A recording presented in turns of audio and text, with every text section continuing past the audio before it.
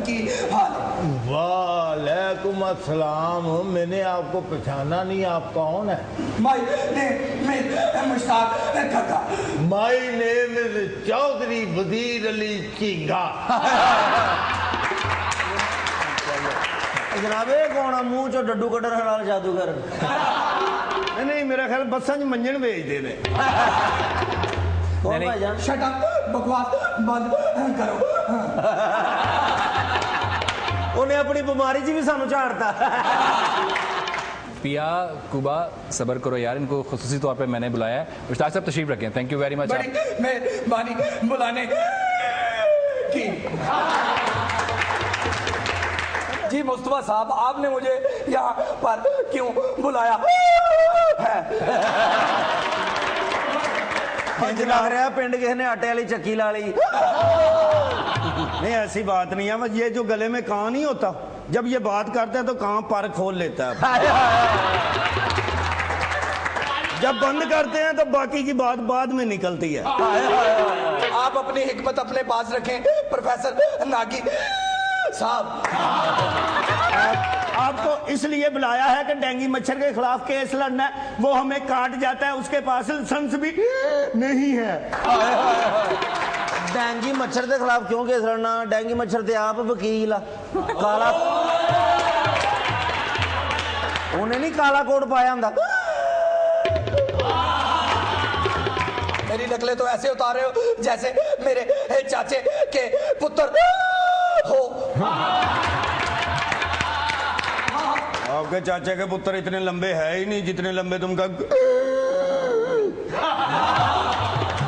यार सबर कर लो, मैं बता तो दूं कि इनको बुलाने का मकसद क्या है। वकील साहब हमारे चॉइस साहब हैं। असल में मसला कुछ यूँ है कि इनकी ज़मीन पर शरीकों ने कब्ज़ा कर लिया है। 2 मुरबे ज़मीन है और उन्होंने मलकियत का दावा कर दिया इसके ऊपर। हम चाह रहे थे कि आपको बुलाया जाए, कुछ मशवरा किया जाए आपसे इस हवाले से। जमीन का मुकदमा, जज़ाकल्लाह, अच्छी बात है, यानी कि दीवानी मुकदमा। वैसे एक बात की मुझे समझ नहीं आ रही कि चौधरी साहब की तो उम्र बहुत बड़ी हो गई है, इनके बाद इनका मुकदमा कौन लड़ेगा? मेरी बात सुने जनाब, मेरे पोतरे हैं, पोतरियां हैं, मेरी जायदाद के, मेरी जमीनों के वो मालिक हैं, वो कब्जा भी करेंगे मेरी जायदाद पे, मेरी जायदाद के मौजे भी लेंगे और साथ मेरा मुकदमा भी लड़ेंगे। ਇਹਦਾ मतलब है कि लोकी तो जो बंदे मरते ने अपनी औलाद वास्ते जायदाद जमीनां कोठियां बंगले छड़ के जाते ने। तुसी जनाब जो मरोगे तो तुहाडी जायदाद भला की होनी है? 10 मुरबे जमीन, 6 मुकदमे ते 2 वकील। यार ऐसी कोई बात नहीं, अल्लाह की मेहरबानी से खानदानी जमीन हमारे पास है। हमारे जो है ना लक्कड़ दादा, उसने अकबर बादशाह के दरबार में मुकदमा दर्ज कराया था ये छप्पड़ वाली जमीन का। कल फिर उसकी तारीख है। ये छप्पड़ वाली जमीन है, डड्डुआं ते केस कीता जनाब। लेकिन इस चीज ही मैं कसम खाना कि छप्पड़ वाली जमीन है तेरे लक्कड़ दादे दी है। क्योंकि तेरा लक्कड़ दादा असी कई जगह ते पढ़िया, साडे बड़े ने सानू दसिया कि छप्पड़ दे गंदे पानी च नहा के बाहर निकल के लोगों को 10-10 रुपये नाम लेंदा ही। छप्पड़ वाली जमीन वही है ना जहाँ पे आजकल गवर्नर हाउस बना हुआ है? अच्छा जी, वहाँ छप्पड़ आपके दादा का था? वाह जी, दादा का था, हो रहा दादा था डड्डुआं नाल लूडो खेलन जांदा है।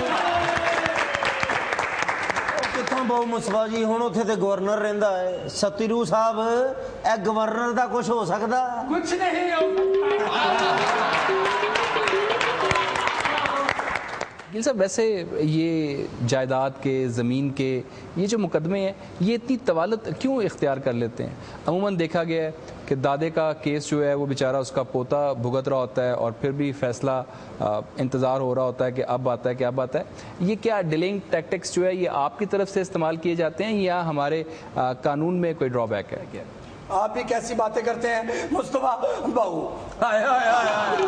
ये मुकदमा लंबा खींचने का फायदा ये होता है कि 3-4 पीढ़ियों के बाद फैसला खुद ही हो जाता है और जमीन कोई तीसरा ले जाता है। कैसा?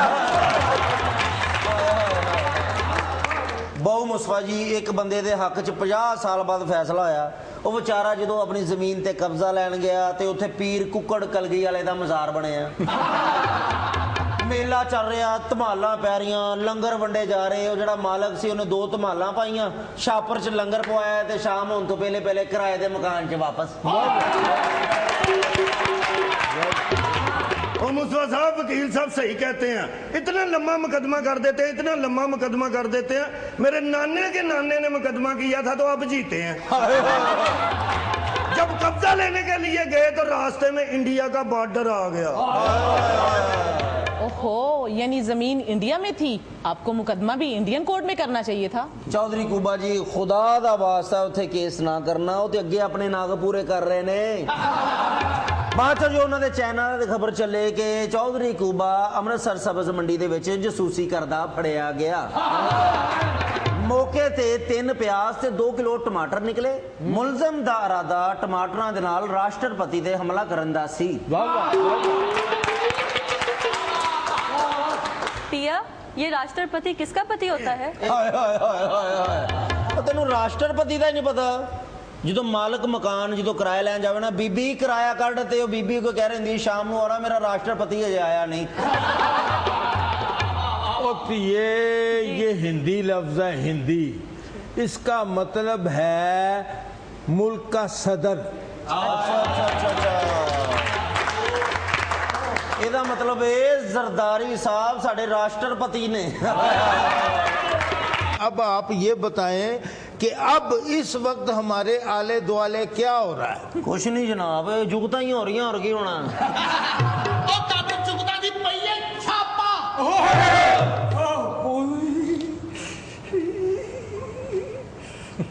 भाई पेट्रोल पंप दे तेरा मुंह अपना काला या मोहल्ले वालों ने किया है? क्या नाम है तेरा? कार फजलू। फजलू, चल से पीते हो? नहीं सरकार। मैं भी कहूँ मेरी पीती क्यों है? बैठ नीचे, नीचे बैठ, भागना नहीं, बैठ नीचे, बैठ। तुम चल से पीते हो? नहीं है? नहीं, कोई एमपी है तुम्हारा रिश्तेदार है? बहुत बेस्कुट बैठी, बैठ नीचे, नीचे बैठ। ओए दिल में गाली दे रहे हो? नहीं, गाली दे रहे हो? नहीं, सारी दुनिया दे रही है, आप क्यों नहीं दे रहे हैं? आप क्यों नहीं दे रहे? अभी पकड़ के, अभी देर आंखें नीचे करो, नीचे करो आंखें। अभी पकड़ के थाने लेके जाऊंगा ना तो बंद कर दूंगा, तुझे होश आएगी। सरकार हमारा कसूर क्या है? तो जो पहले पकड़े हुए हैं उनका क्या कसूर है? कसूर क्या है? ओए, ओए ये भी काला, ये भी काला, ये भी काला। इधर कोई साफ रंग वाला बंदा नहीं है? कुछ नहीं हो सकता। कुछ नहीं हो। गली में नुक्कड़ पे तूने कहा था छिल्लर, तूने कहा था? ओए, ओए है कौन है? कुछ कहा ही नहीं है, तुझे क्या हुआ?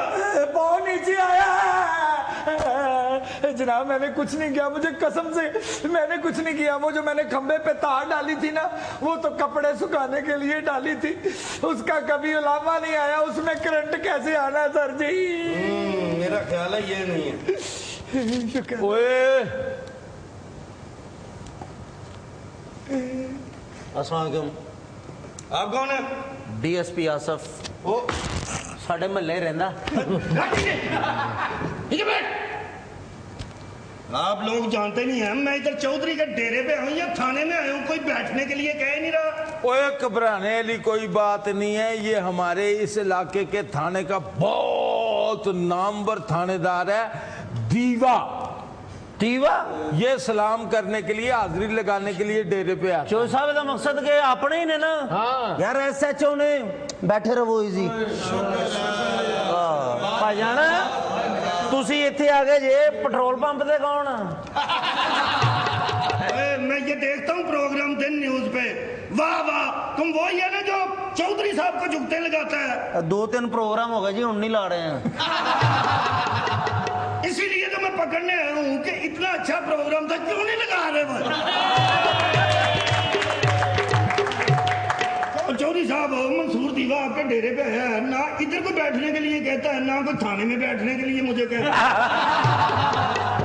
बात यह है कि मंसूर दीवा SHO जो है इनको माशाल्लाह बड़े पढ़े लिखे हैं आप भी दीवा ही कह रहे हैं।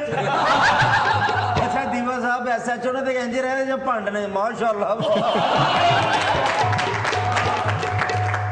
मंसूर दीवा साहब, आपको मैंने ही चॉइस साहब से रिक्वेस्ट करके बुलवाया, कुछ आपसे गपशप करनी है, आए प्लीज तशरीफ लाएं। जनाब जरा दो हाथ ते लाउणा।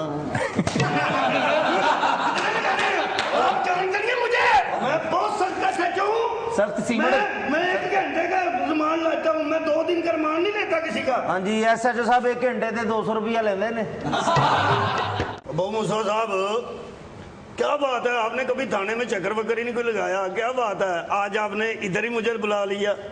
मंसूर साहब, आपको यहाँ पे इसलिए बुलाया क्योंकि जब भी आपके पास आते हैं आप बड़ी शिकायतें करते हैं, जनाब लोग इस तरह में कहते हैं, इस तरह में कहते हैं, और आवाम को आपसे बहुत ज़्यादा शिकायतें हैं कि जनाब पुलिस का रवैया हमारे साथ है, ये है, FIR दर्ज नहीं होती, और कई इशूज़ हैं।